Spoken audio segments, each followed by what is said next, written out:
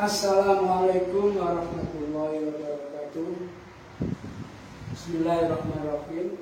Anak-anak yang saya sayangi, putra maupun putri sudah cantik, semuanya yang benar. Sebelum kita memulai pelajaran, sebagaimana para kiai-kiai, para alim ulama, kita mulai dengan membaca surat Fatihah, wasilah pada para kiai-kiai, para orang tua, para guru-guru, sehingga nanti ilmu yang Anda serap menjadi ilmu yang bermanfaat, dan orang tua kita yang memberikan pendidikan kepada kita, membiayai ini selalu diberkahi oleh Allah, sehingga orang tua kita hidupnya barokah, nyambut gawe barokah, ilmu yang kamu serap barokah, karena ridho Allah itu ridho Allah. Itulah kita baca surat Fatihah. Al-Hadimiyah Al-Fatihah. A'udzubillahi minasyaitonir rajim. Bismillahirrahmanirrahim. Alhamdulillahirabbil alamin. Arrahmanir rahim. Maliki yaumiddin. Iyyaka na'budu wa iyyaka nasta'in. Ihdinas shiratal mustaqim. Shiratal ladzina an'amta 'alaihim ghairil maghdubi 'alaihim waladdallin. Anak-anak yang saya sayangi, marilah kita mulai mempelajari pelajaran Ahlussunnah wal Jamaah atau NU ini, yaitu pada bab pertama. Saya melihat bukumu pada bab pertama, yaitu berbicara tentang proses perkembangan Islam di Indonesia. Sebelum kita masuk pada materi ini, kita untuk refreshing dulu, yaitu mengenal asal-usul tentang agama Islam. Agama Islam mayoritas yang diikuti orang di dunia, khususnya di Indonesia, bahwa agama Islam itu dibawa oleh Nabi Muhammad SAW di kota Mekah. Jadi lahirnya Islam di kota Mekah. Timbul pertanyaan, mengapa kok di kota Mekah? Ada yang bisa menjawab? Di antaranya di kota Mekah, Nabi Muhammad diturunkan itu karena pada saat itu kota Mekah adalah kota yang paling bejat. Apanya yang bejat? Akhlaknya, kemudian kebudayaannya dan lain sebagainya. Sehingga dikenal saking bejatnya kota Mekah itu dengan istilah, ada yang ngerti?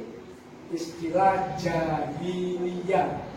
Dari jahiliyah itu artinya bodoh, bodoh murokab, bodoh yang bertumpuk-tumpuk. Sekedar. Kemudian kalau kita lihat tentang agama di dunia itu garis besarnya ada dua. Satu namanya agama samawi.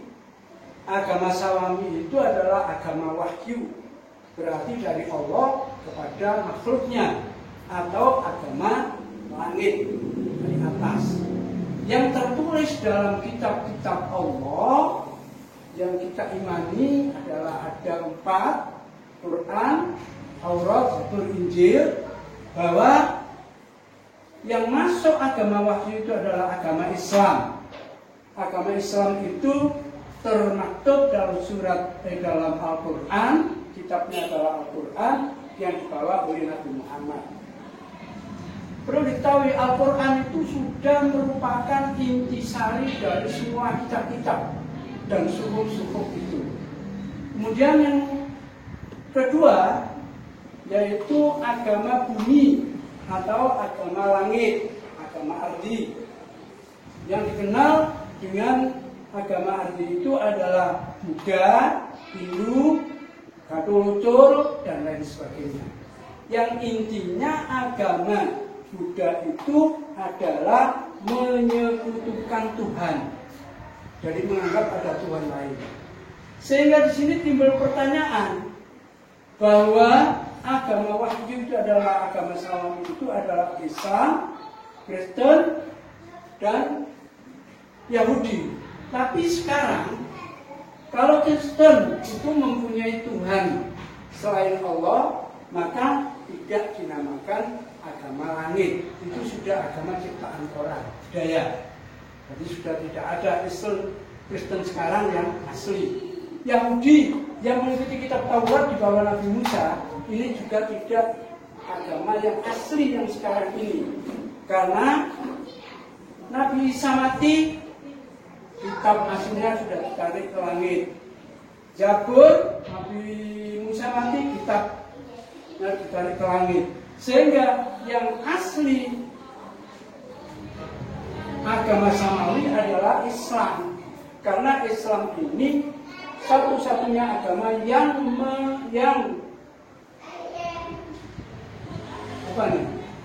menegaskan bahwa Tuhan satu Allah. Sebenarnya Taurat Musa ya, atau Injil Isa ini percaya pada Allah, tapi pengikutnya salah. Setelah Nabi Isa mati, Nabi Isa dianggap Tuhan. Nah, ini salah besar ya. Makanya itu agama-agama yang sudah murtad, agama-agama yang sudah batal. Nah, ini tentang agama. Sehingga dalam Al-Quran dikatakan, Inna dina indallahi Islam. Sesungguhnya agama yang sah, maknanya macamnya agama yang banyak sekali. Indallah, bagi Allah adalah Islam. Jadi cuma satu agama Islam. Sehingga harus Anda ketahui, mulai Nabi Adam, Nabi Nuh, Nabi Isa terus sampai Nabi Muhammad, itu adalah menyembah satu Tuhan, yaitu Tuhan Allah. Jadi seperti Nabi Isa yang menyembah Allah, baru mati Nabi Isa, itu salah sekali ya. Itu namanya jahil murokab. Baru kita masuk pada materi sekarang. Islam masuk ke Indonesia. Para cendekiawan, para profesor, para kiai, para ulama, semua mengatakan Islam masuk ke Indonesia abad ke-7. Dengan bukti prasasti yang ada di Aceh atau di Samudra Pasai. Di sana itu ada makam-makam seperti makamnya Waliullah, makamnya Waliullah Syarif, Syarif Ismail, Syekh Abdullah Imani, dan lain sebagainya. Konon ceritanya makam-makam beliau di Samudra Pasai di Aceh, waktu terjadinya tsunami, makam ini tidak kena air, jadi air itu melingkar. Jadi makamnya itu dilingkari. Nah, itu yang namanya karomah. Jadi karomah itu sesuatu yang dimiliki oleh para wali. Walaupun sudah mati, karomah itu masih ada. Coba Anda lihat makam-makam wali-wali, semua punya karomah. Dapat menghidupi orang-orang yang hidup, walaupun seperti Sunan Giri sudah mati, tapi dapat menghidupi, memberikan rezeki kepada orang yang hidup. Sunan Ampel sudah mati, bisa memberikan kehidupan pada orang yang hidup. Nah, itu namanya karomah. Ya. Makanya Anda sekolah di Komarudin ini termasuk anak-anak yang hebat, orang tuamu hebat, karena tahu bahwa Mbah Komarudin itu adalah termasuk waliullah. Jadi kalau kita itu mengikuti jalannya waliullah, anaknya sekolah di tempat-tempat waliullah, di pondok-pondok pesantren, insya Allah semuanya akan dimudahkan oleh Allah. Ini harus yakin, ya. Ini harus yakin. Apa sebabnya? Karena anak di pondok ini harus wajib, yaitu sholat jamaah. Kalau waktu di sekolah ada wajib sholat duha berjamaah, wajib sholat duhur berjamaah. Nah, sholat jamaah ini nilainya tidak bisa dihitung. Itu adalah rahasia Allah sendiri. Makanya bisa Anda lihat anak-anak yang di pondok orang tuanya pasti bahagia. Ya karena mendapat barokah para wali-wali. Jadi barokah itu masih ada walaupun orangnya mati. Apa sih barokah? Dalam hadis dikatakan barokah itu adalah ziyadah anil khair, jadi tambah-tambahi api. Jadi hidup di pondok pasti insya Allah berjamaah bertambah. Sehingga insya Allah orang tuamu terkirimi terus. Makanya kamu yang di pondok maupun yang tidak pondok, usahakan setelah sholat mendoakan orang tua. Siapa yang sudah sholat mendoakan orang tua ngacung? Harus ya. Orang tuamu tidak lepas mendoakan kamu, sehingga kamu mendapat ilmu yang manfaat, hidupmu bahagia, manfaat di dunia, manfaat di akhirat, rezekinya barokah. Nah, orang tua yang mendoakan. Jadi kalau doa sama doa ketemu, itu namanya, itulah keagungan Allah atau nur Allah itu akan turun kepada anak-anak. Jadi kalau kita lihat bahwa di dunia itu, kalau dilihat dari langit, maka rumah-rumah itu akan ada yang padam, ada yang bersinar, ada yang redup. Ya, itu namanya kalau rumahnya itu ditempati sholat tempati ngaji, maka rumah itu akan terang. Ya. Kemudian kalau rumah itu dibiarkan aja ya seperti kuburan, gelap gulita. Naudzubillah min dzalik. Ini keterangan tentang Islam. Abad ke-7 tadi ada di Aceh. Materi yang kedua yang kita tulis di sini, penyebaran ya, Islam ke Indonesia atau penyebaran atau dakwah Islam di Indonesia. Sepakat para cendekiawan, para profesor, para sejarawan, para ulama, para kiai, para orang-orang yang pintar, bahwa penyebaran agama Islam di Indonesia, khususnya di Pulau Jawa, itu oleh Wali Songo. Wali Songo itu ajaran yang membawa ajaran Aswaja atau NU. Nah, sekarang kalau Anda sekolah di Komarudin, berarti Anda mengikuti ajaran Wali Songo. Wali Songo mengikuti ajaran para ulama-ulama, ulama mengikuti ajaran para tabi'in, para sahabat pada kanjeng Nabi. Nah, itu yang namanya mutawatir. Jadi mencari ilmu itu harus ada sanadnya. Sanad itu yang sambung kepada Nabi Muhammad. Kalau ada orang mencari ilmu tidak ada sanadnya, hanya tahu di Google, itu adalah setan. Sekali lagi, kalau belajar tanpa guru ini punya sanad, Pak Guru dan terus sampaikan ke Nabi, karena kanjeng Nabi itu adalah merupakan gudangnya ilmu, Sayyidina Ali itu adalah pintunya ilmu. Nah, dari Sayyidina Ali turun, itulah yang namanya sanad, ya. Sehingga ada punya sanad. Nah, kamu ini orang tuamu sangat bijak, sangat mengerti, kamu diletakkan di pondok, sehingga nurnya kanjeng Nabi itu turun sampai kamu. Insya Allah anak-anak yang beragama Islam khususnya ini adalah mendapat nur dari Rasulullah. Apa sih nur itu? Nur itu adalah hidayah. Hidayah itu apa? Petunjuk. Jadi kalau kamu, Pak Guru, ayahmu, ibumu, masmu, mbakmu ini beragama Islam, berarti itu ada nur dari Nabi Muhammad. Insya Allah ini nanti akan kembali ke surga. Ya. Karena kejadian semua alam, surga, neraka, semua langit, bumi, ini adalah dari cahayanya Nabi Muhammad. Laulaka ma khalaqta. Andaikan ini ada diskusi, saya tidak menjadikan kamu Muhammad, kata Allah ini, ma khalaqta, semuanya tidak akan saya jadikan.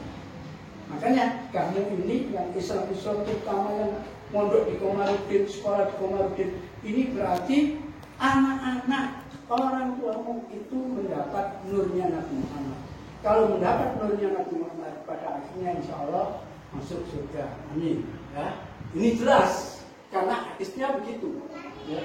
Makanya kalau kita kembali ke atas, Nabi Adam, Nabi, semua itu dapat nurnya Nabi Muhammad. Jadi Allah itu setelah belum menjadikan apa-apa, Allah itu menjadikan nur Muhammad sampai kalau Nabi Adam, kalau Siapa bojone Nabi Adam? Rojong, yaitu Ibu Hawa. Mas kawinnya itu adalah Nur Muhammad. Lain kalau ibumu, bapakmu begini mas kawinnya masih duit 10.000, ada yang cincin. Ya. Makanya saya pesankan pada anak-anak saya, ya, mending dari pacar, pak kelas itu pacaran, contoh aja. Ini dari pacar harus mencari yang beragama Islam, karena ada sama nurnya. Kalau kamu pacaran dengan orang Kristen sampai kawin dengan orang Kristen, maka nur itu akan putus dan kamu akan dilaknat. Apalagi kalau kamu sampai masuk Kristen, itu namanya murtad. Murtad itu tidak pakai dihisab, langsung dicemplungkan ke rokok. Itu. Ini materi yang kedua. Kembali, jadi masuknya Islam Indonesia abad ke-7 dengan buku tadi. Kemudian, siapakah yang menyebarkan Islam di Indonesia itu? Yaitu dikenal dengan Wali Songo tadi. Ya. Nah, Wali Songo menyebarkan agama Islam di Indonesia ini pada abad ke-11, 12, 13, sampai 14, dan juga semua wali itu adalah banyak Ahlussunnah wal Jamaah. NU. Apa sih Ahlussunnah wal Jamaah itu? Aswaja ini singkatan dari Ahlu, ini Ahlussunnah wal Jamaah. Ahlussunnah wal Jamaah ini adalah yang namanya Ahlun. Dari kata Ahlun itu adalah Kanjeng Nabi. Kemudian wal Jamaah itu adalah sahabat. Jadi Ahlussunnah wal Jamaah itu orang yang mengikuti ajaran Kanjeng Nabi dan mengikuti ajaran sahabat. Setelah di bawahnya yang namanya tabi'in, di bawahnya namanya tabi'in, di bawahnya lagi namanya ulama. Nah, ulama inilah penerus dari orang-orang Islam yang benar. Ya. Jadi kalau ada suatu kegiatan pondok tapi kalau tidak punya kiai, tidak punya ulama, wah itu bisa dikatakan kurang tepat, tidak meneruskan Nabi, tapi bisa dikatakan penerus Google. Makanya sekarang itu banyak ustadz-ustadz itu yang kurang mantap tahunya dari Google, sehingga apa yang diucapkan tidak bersama, tidak beruntun. Ya. Nah ini. Nah, kemudian Wali Songo ini menyebarkan agama Islam di Indonesia ini dengan cara ini. Satu, dengan cara perdagangan. Dua, dengan cara perkawinan. Tiga, dengan cara pertukaran budaya atau akulturasi. Kita kupas satu persatu. Dengan metode perdagangan inilah para Wali Songo itu sangat-sangat tepat sekali. Istilah wong Jawa, njuput iwak, banyune gak budek tapi iwake kena. Nah, ini namanya perdagangan. Karena orang dagang mempunyai sifat, satu, harus berakhlak yang baik, harus selalu baik terhadap orang, harus banyak silaturahmi, harus apa lagi?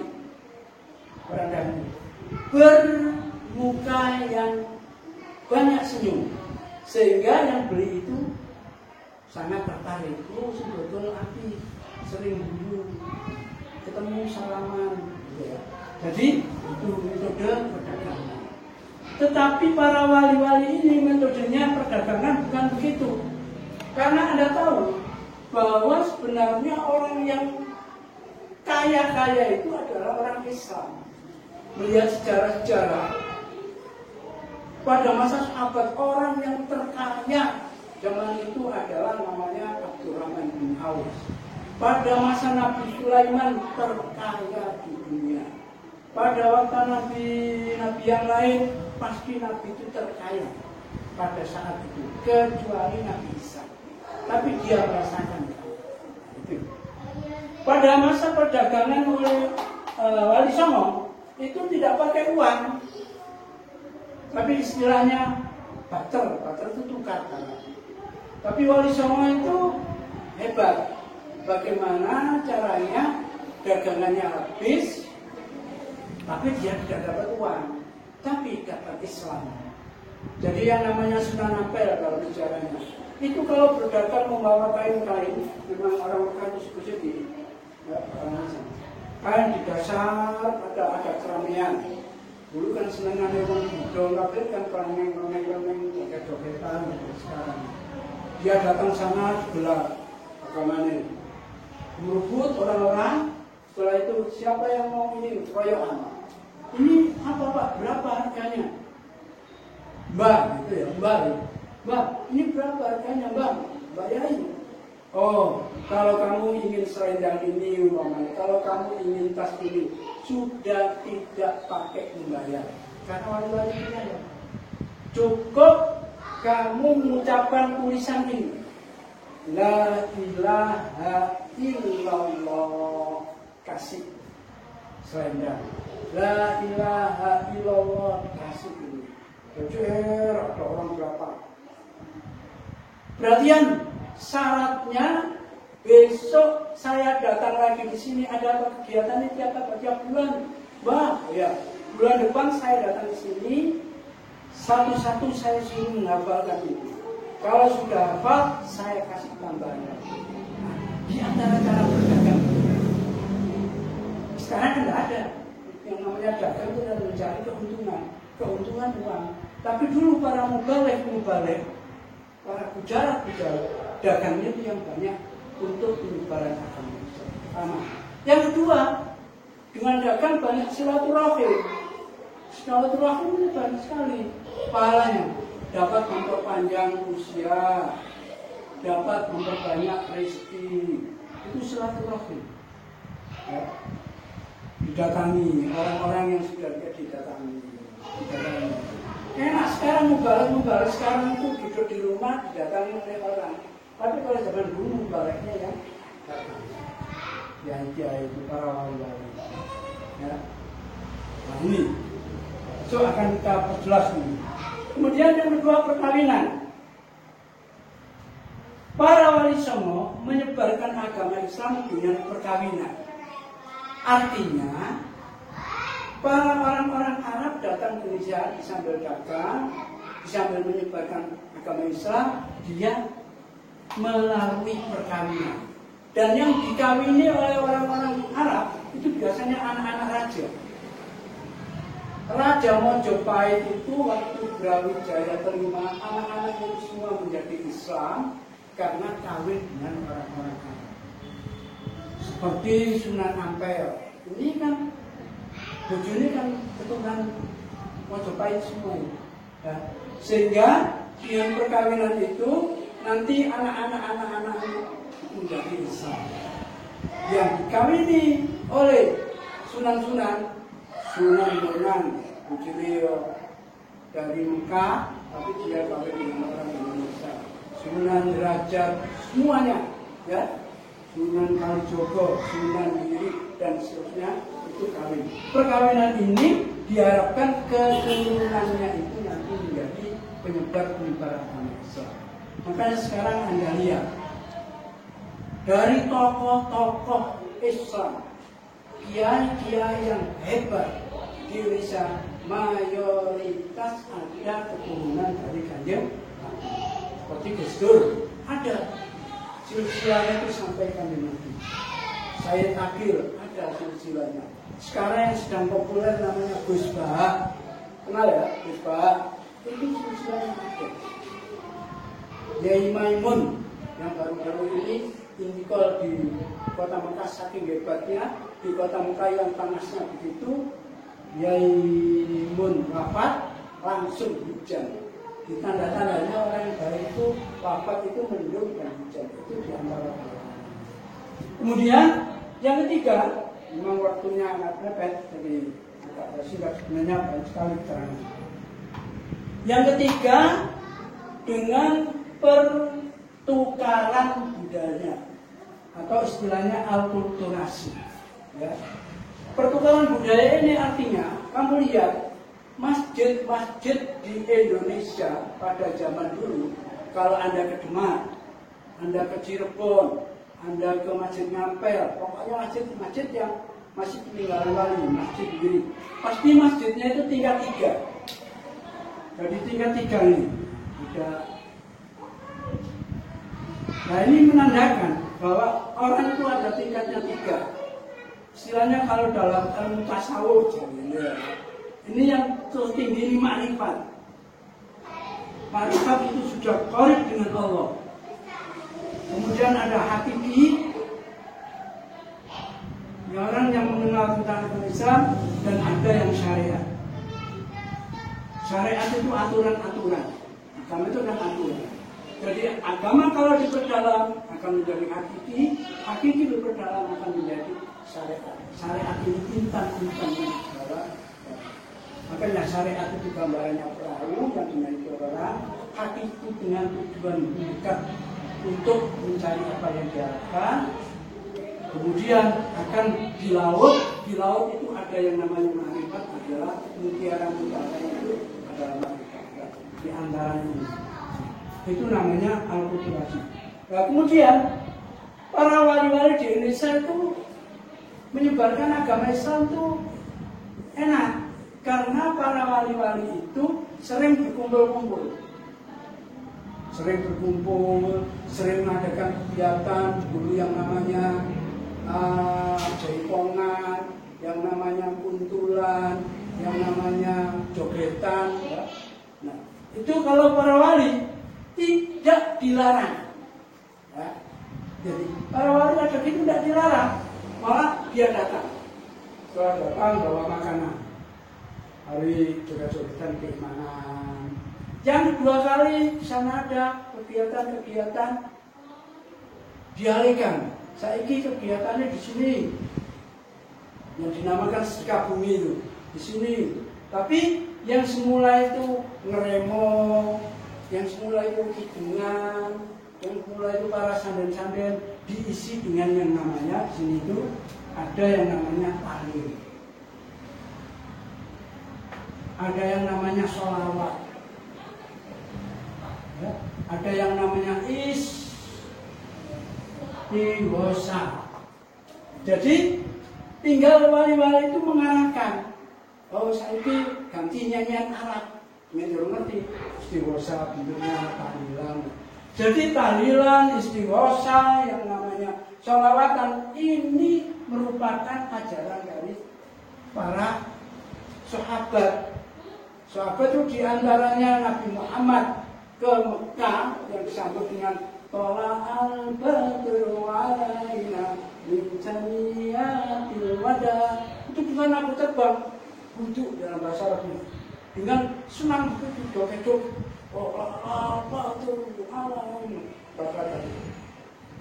Nah itu dipraktekkan oleh para wali. Dengan begitu maka Islam itu mudah. Di samping itu orang Jawa, ya, yang jahil murokat itu dengan adanya kegiatan-kegiatan seperti senang, masuk gamelan tertentu, jarak tahlilan, mari ngono dikai duit. Jadi sampai sekarang kalau ada tahlilan setelah itu dapat berkat, itu peninggalan para wali. Makanya tidak benar orang yang mengatakan tahlilan tidak boleh, istighosah tidak boleh, tidak benar. Zaman Rasulullah itu waktu perang Badar itu sudah sahabat ya Rasulullah, kita cuma tentara sedikit 313, musuh kita itu sudah 1000 lebih. Bagaimana kita bisa menang? Rasulullah mengajak istighosah. Artinya istighosah minta pertolongan pada Allah. Perang Kondak yang orang Islam sudah di kepung oleh orang kafir sak Mekah, Rasulullah mengajak istighosah. Rasulullah malah mengangkat tanah, dibaca tanah itu bebu, misalkan tanah itu bisa jadi tentara. Langsung yang namanya tentara-tentara kafir. Sehingga banyak rasio-rasio dengan kegiatan yang namanya tahlil, yang namanya sholawat, yang namanya istighosah, ini dapat membantu orang.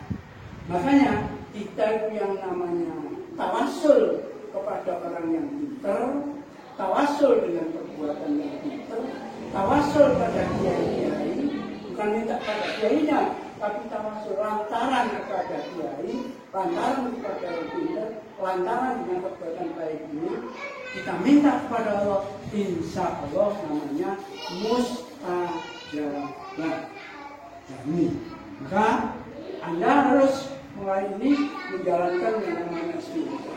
Makanya di Pondok Komarudin mulai MI, mulai TK, MI, SMP, Sanawiyah itu pasti ada kegiatan yang namanya istighfar. Dengan demikian